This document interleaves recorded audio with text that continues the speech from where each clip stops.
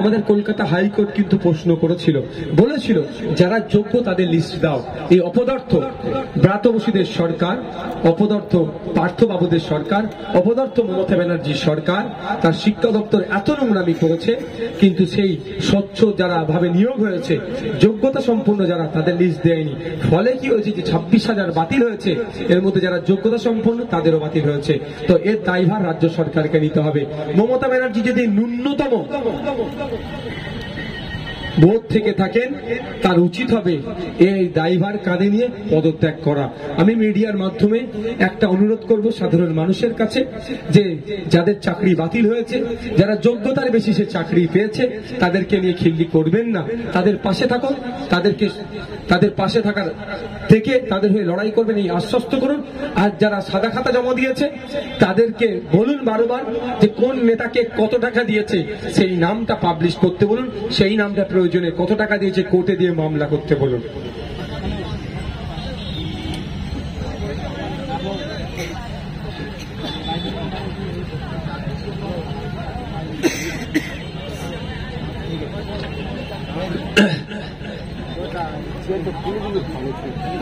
মমতা ব্যানার্জি বারবার মিসগাইড করে, অসত্য কথা বলে মানুষের মধ্যে বিভ্রান্তি তৈরি করে দিতে দেয়। মমতা ব্যানার্জি কতটা অসত্য কথা বলে তার একটা উদাহরণ আমি যদি দিই। 2021 সালের নির্বাচনের আগে বলেছিল ডবল চাকরি। তো দূরের কথা, মেধার ভিত্তিতে যে চাকরি পেয়েছে তার চাকরি বাতিল হয়েছে। 10 লক্ষ যদি চাকরি থাকে, যদি সৎ সাহস থাকে, কই বলুক না কে চাকরি আটকাচ্ছে। এমন অনেক দপ্তর আছে, আপনাদের বলছি, কোনো কেস নাই, মমতা ব্যানার্জি আটকে রেখেছে। হেলথ ফ্যাসিলিটি ম্যানেজার বলে একটা পদ, যেটা ওয়ার্ড মাস্টার ছিল হসপিটালের জন্য, সেটা মমতা ব্যানার্জি শখ করে নামটা চেঞ্জ করলো হেলথ ফ্যাসিলিটি ম্যানেজার। তার কোনো কেস নাই। শারীরিক শিক্ষা, কর্মশিক্ষা, খোঁজ নিয়ে দেখুন কোনো কেস নাই। এই ধরনের অনেক চাকরি আছে, কোনো কেস নাই, তাও ঝুলিয়ে রেখেছে। মমতা ব্যানার্জি সরকার চাকরি দিতে চায় না, মদের বোতল ধরিয়ে দিতে চায়, আর কাটমানি নিয়ে হই করুক এটা চাই। অপদার্থ সরকার বারবার অসত্য কথা বলে মানুষের মধ্যে বিভ্রান্ত করার চেষ্টা করছে।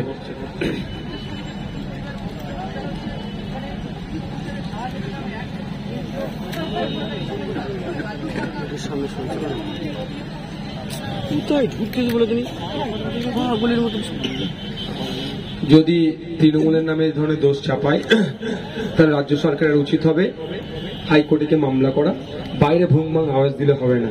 দ্বিতীয় কথা হচ্ছে, আমরা অপেক্ষা করব কেন্দ্রীয় এজেন্সি রাজ্য সরকারের বিরুদ্ধে যে ধরনের এত বড় অ্যালিগেশন আনছে, তার বিরুদ্ধে মামলা করছে কি করছে না।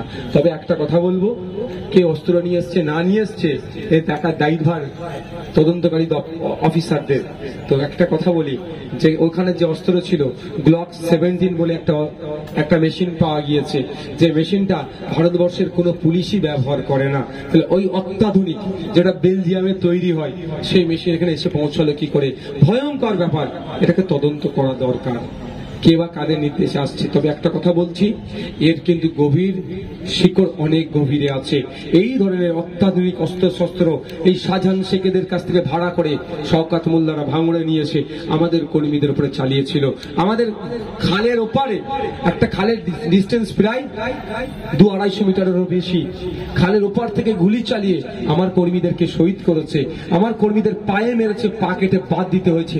তাহলে কি অত্যাধুনিক অস্ত্র, এটা কোথা থেকে পেল? আমি তো বলছি, এই তদন্তকারী অফিসাররা শওকত মোল্লাদেরকে যদি ঠিকঠাক করে জিজ্ঞাসাবাদ করে, এবং আরাবুল ইসলামকেও জেলে আছে, যে খুনের মামলা আমরা দিয়েছি, গুলি খেয়ে আমাদের কর্মী শহীদ হয়েছে, তাহলে দেখবেন অনেক সত্য উদ্ঘাটন হবে। তো ছোট ছোট গ্লক 17 একটা ছোট্ট পিস্তল, অনেক বড় বড় পিস্তলের হয়তো হদিস পেতে পারে।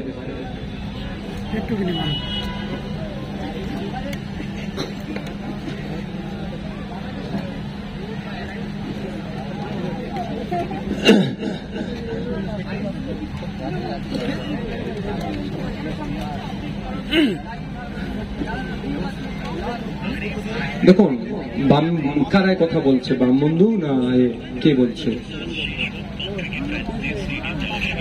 আমি আপনাদের বলি, যদি বাম বন্ধুরা বলে তাহলে বলুন আলিমুদ্দিন স্ট্রিট থেকে প্রেস কনফারেন্স করে এই বিষয়টা কিছু বলতে, তাহলে আমি বামপন্থীদের উত্তর দেব। দ্বিতীয় কথা হচ্ছে, কংগ্রেস সর্বপ্রথম জোটটা করেনি, কেউ কিন্তু কংগ্রেসের কথা বলছে না। কংগ্রেস বারবার এই জোটের বিপক্ষে ছিল, সেই কোনো কথা হচ্ছে না। জোটটা হচ্ছিল আইএসএফ এর ইচ্ছেতে সিপিএম এর লেফট ফ্রন্টের সাথে। কংগ্রেস তো প্রথমে বেরিয়ে চলে গেছিল। কেন কংগ্রেসকে নিয়ে সমালোচনা হচ্ছে না? কংগ্রেসের মাথায় তো অধীর রঞ্জন চৌধুরী বসে আছে, রাহুল গান্ধী বসে আছে, আর আমাদের মাথায় বিশ্বজিৎ মাইতিটা গায়ে লেগে যাচ্ছে, নওশাদ সিদ্দিকী গায়ে লেগে যাচ্ছে, তাপস ব্যানার্জি গায়ে লেগে যাচ্ছে। এই জন্য আমাদেরকে দেখে দিতে চাইছে। দ্বিতীয় কথা, আমরা বলেছিলাম আমরা এককভাবে লড়াই করলে 20টার অধিক সিটে লড়াই করব। দেখছেন আমরা 17টা দিচ্ছি, আরো 4-5টা দিতে পারতাম। আমরা কিন্তু বৃহত্তর স্বার্থে একটু পিছিয়ে এসেছি শুধু। তো আমরা এককভাবে লড়াই করলে 20টা দিতে পারবো।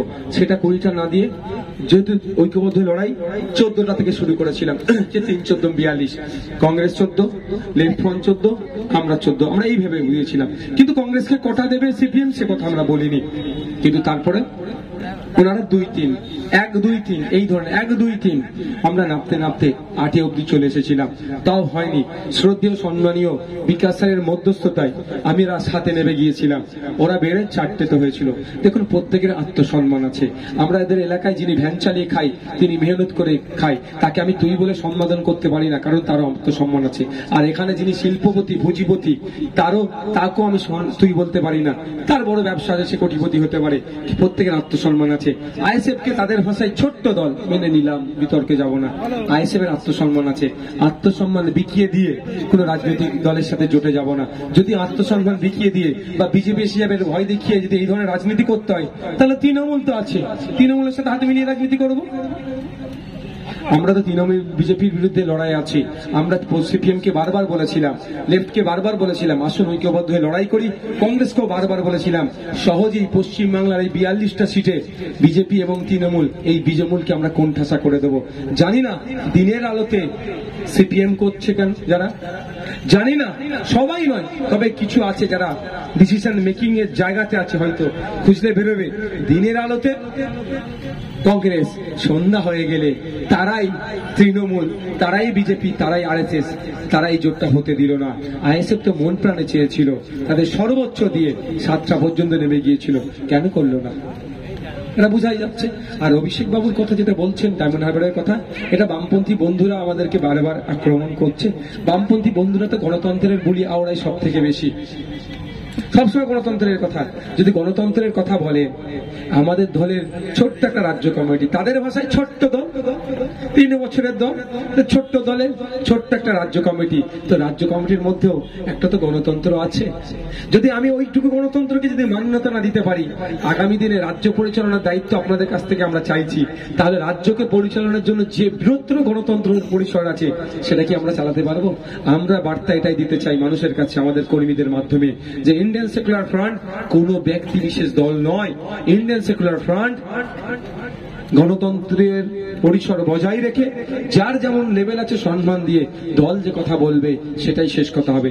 দল চাইনি, আমি প্রার্থী হতে পারিনি। 23টা জনসভা এই কদিনই আমাকে দিয়ে দল করিয়েছে। আমি যদি ডায়মন্ড হারবারে দাঁড়াতাম, হয়তো 23টার জায়গায় আমাকে 3টে করতে হতো, বাকিটা ওখানে থাকতে হতো। বাস্তবিক কথা, আমি যেখানে লড়াই আছি সেখানে তো আমি জিতে আসবোই, সেই লড়াইয়ে থাকবো। শুধুমাত্র ওই প্রতীকী লড়াই দেবো 2026-এর জন্য এখন থেকে প্রিপারেশন নিচ্ছি, ওটা বামপন্থী কংগ্রেস বা অন্য কেউ করতে পারে, আইএসএফ করে না। যেখানে লড়াই দিচ্ছে সেখান থেকে জিতে পার্লামেন্টে যাতে যেতে পারে, তার জন্য সর্বোচ্চ চেষ্টা করছে। তো দল চেয়েছে, আমি দাঁড়াইনি।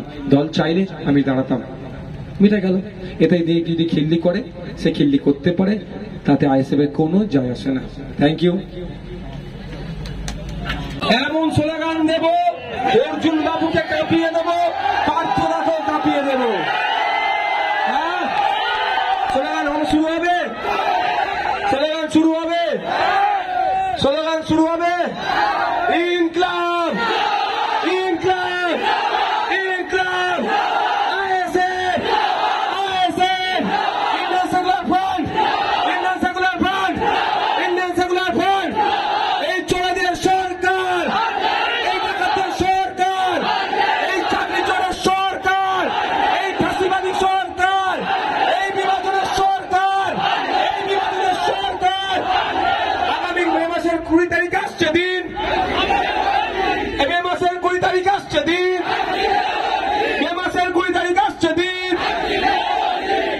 ভাই একটা কথা মনে রাখবেন, বসুন এবার, এটা পৌঁছে যাবে, চিন্তা নেই।